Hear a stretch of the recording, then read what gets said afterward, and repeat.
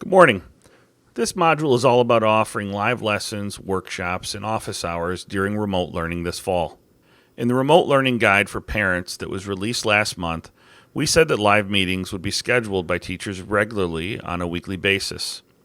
In that document, we defined 3 types of meetings: whole group lessons for delivery of new information, small group workshops for promoting student participation and collaboration, and office hours for providing one-on-one support to students who request it or who demonstrate need. We also said that these live meetings would only be scheduled during the school day, but that any required lessons would be recorded for later viewing. This is another way we want to ensure we're being flexible to meet family needs. There are 3 good reasons it's important that we provide these live lessons this year. 1, to support student connections with the classroom, your content, and each other. 2, to provide a school day structure for students to engage during typical school times. And 3, to provide increased contact when students need additional help that simply isn't available through Seesaw or Google Classroom. Before going any further, a word of caution. Just because we're providing live lessons, workshops, and one-on-one supports does not mean that our classes have become telecourses. We do not and should not want our students to log on to live remote learning for similar lengths of time that they would have attended classes in our school buildings. As a general rule, each live lesson, workshop, or one-on-one support meeting should only be scheduled for as long as necessary to accomplish the session's intended goal. Now let's start unpacking each of these structures to share a little more about what we mean.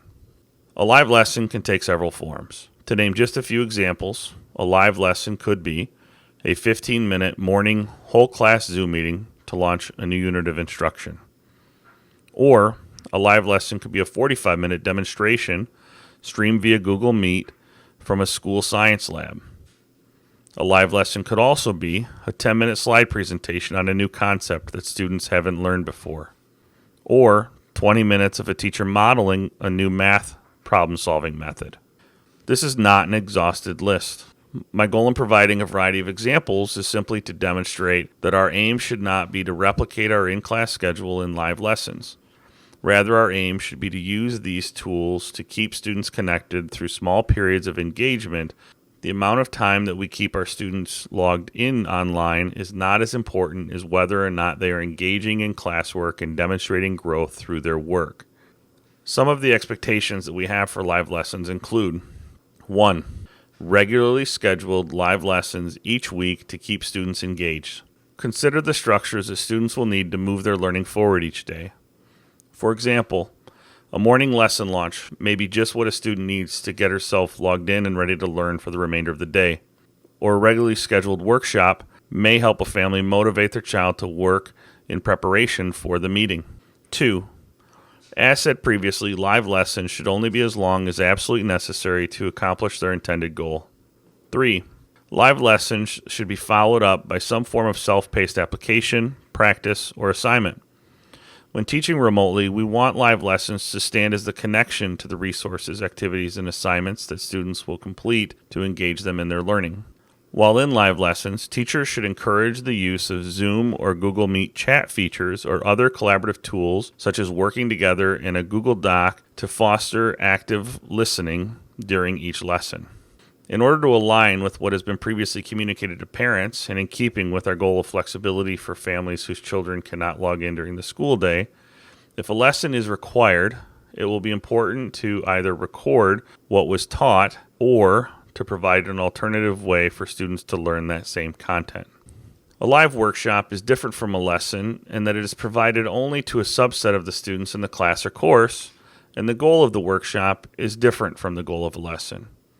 Where a lesson is designed to convey new information to all students, a workshop is an opportunity for small group instruction to allow for increased student participation and collaboration. Workshops can also be helpful to provide interventions and support for students who need that small group help or acceleration if they're working ahead. Some of the expectations that we have for live workshops include: 1, like live lessons, workshops should be scheduled regularly each week so that students and families know what to expect. 2, Also, like live lessons, workshops should be only as long as necessary, but generally, they can be longer if students are engaged in dialogue or participating in their learning. 3. Due to the smaller size of each group, students in workshops should be encouraged to speak in addition to using the chat feature to ask questions or to contribute to the learning of others. 4.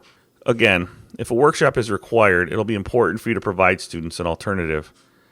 It is not recommended, though, to record and share recordings of collaborative group workshops due to several possible privacy concerns that could come up by doing so.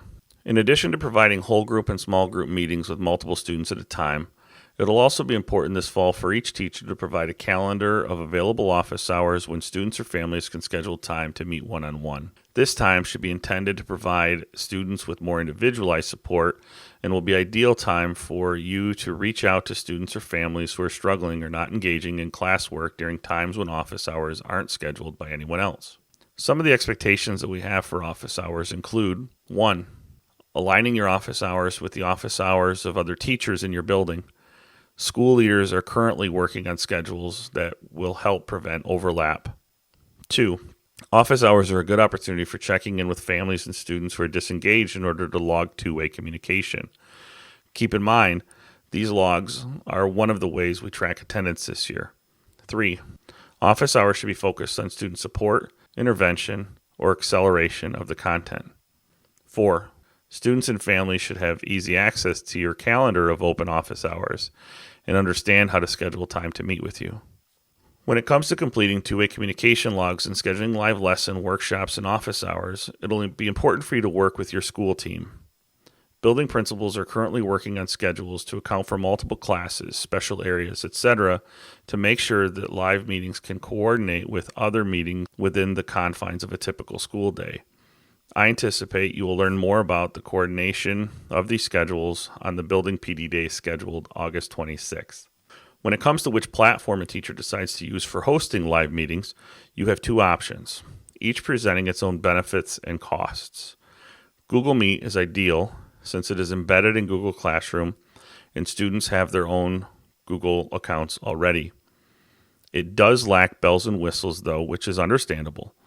If looking to do more during your live lessons with students, you may want to explore Zoom. Much of the remainder of today can be used to explore both of these platforms through the self-paced options in a module listed below this one.